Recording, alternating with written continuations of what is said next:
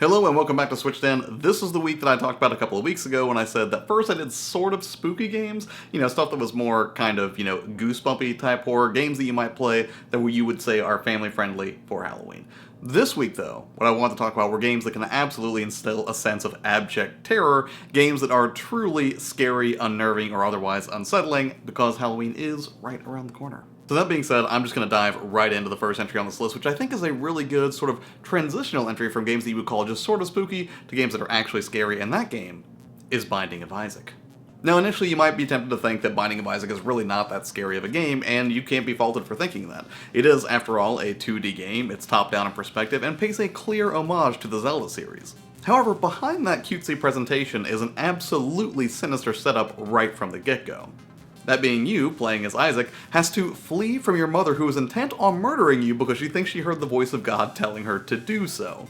Equipped with only your tears initially, you will be forced to fight through wave after wave of hellish, gorish, grotesque monstrosities as you make your way through various levels of what is essentially hell. And the monster designs in this game truly are second to none. There is just so much creativity on display here, and the fact that it doesn't take a backseat to the gameplay and that the gameplay is every bit as inventive and engaging as the rest of the presentation, I think this is an absolute winner, and that atmosphere is only further punctuated by an excellent and chilling soundtrack. Throw in the fact that it is a procedurally generated roguelike, and you have a recipe for a game that is not only heavy on atmosphere, but also very, very daunting in the challenge that it's willing to throw out at you. Because if the idea of a mother trying to kill her child isn't scary enough for you, then the relentless difficulty on display here certainly will be.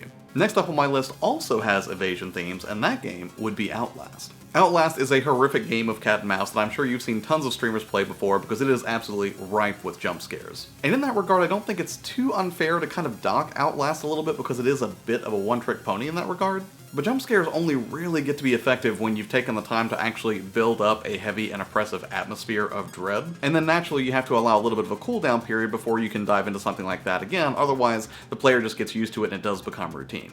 And I'm not gonna lie, there are instances where that starts to feel kind of routine in Outlast. However, you are still exploring a creepy asylum, and if that doesn't scream Halloween, I don't know what does. Throw in the fact that your already claustrophobic environment is made all the more claustrophobic whenever you have to look at all of the action through the lens of a camcorder, and the fact that it did garner enough success to warrant a follow-up and a prequel called Outlast Trials that's due to be released in 2021, and you've got a game that admittedly can seem routine at times, but ultimately definitely knows how to dole out scares if that's what you're looking for this Halloween. And while we're on the subject of oppressive atmospheres and being hunted relentlessly by some horrifying monster, if you like a sci-fi twist to your scary stuff, look no further than Alien Isolation. Now, Alien Isolation is a couple of years old at this point, but weirdly enough, even though this is a Switch port, in a lot of ways this particular version of the game actually looks better than its Xbox One and PS4 counterparts. If you want to see examples of this in action, make sure you go check out Digital Foundry's breakdown of the Switch port, where they outline things that even though the resolution is not quite as high as the 1080p lock that you would get from experience on Xbox One, other aspects of the game look dramatically better, including anti-aliasing.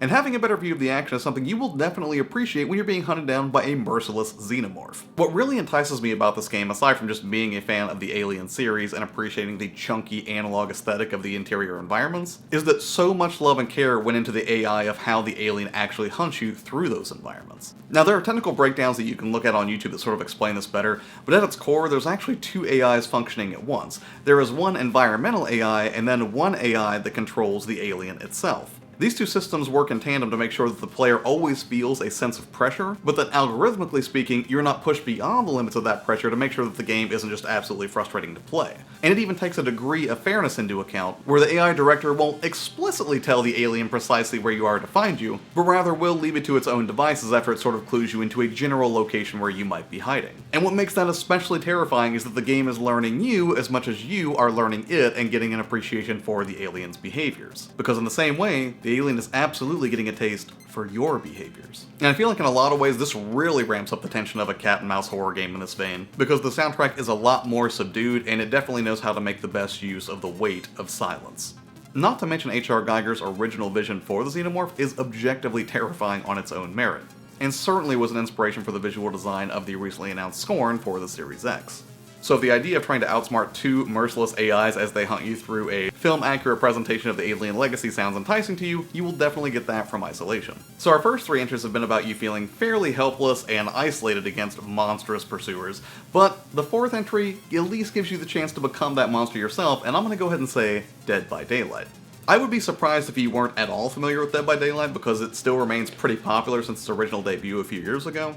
But for the sake of argument, let's assume that you're not. The basic premise is very similar to Friday the 13th, in that you are either on the side of a bunch of survivors, or you play as one super powerful killer who is hunting said survivors. Like Binding of Isaac, the environments in which you hunt or be hunted are procedurally generated, which keeps a lot of the gameplay fresh. And both the killer or the individual survivors that you play as can be buffed and modified and leveled up to provide you a variety of advantages in-game. Not to mention the baked-in rogues galleries of killers they have on offer is absolutely stellar. Each one of them is mechanically, narratively, and visually very, very unique, which makes it a little bit different every time you decide to step into the shoes of a different killer. Or if you want, you can totally pay for the DLC to step into the bloody boots of a variety of licensed killers, such as Pyramid Head or Michael Myers. Sorry, The Shape. Admittedly, in this instance as a multi-platform port, the Switch version does not look as clean compared to its PS4 or Xbox One counterparts, but it is perfectly playable, and ever since I picked this up last October and began really getting into Dead by Daylight, it has remained installed on my Switch so that I can periodically knock out a few rounds before I go to bed as Halloween gets closer. And I think Dead by Daylight will continue to have a bright future ahead of it, mostly because the developers have been outstanding in maintaining their support of the community, regularly providing updates that provide mechanical fixes and rebalancing features, and it seems like they are constantly refreshing the game with new content. And finally, the last entry on my list is a game that has been released on so many different systems, but again, because of the portable nature of the Switch, I think it works particularly well here, and the game still holds up 15 years after its release. Of course, Resident Evil 4.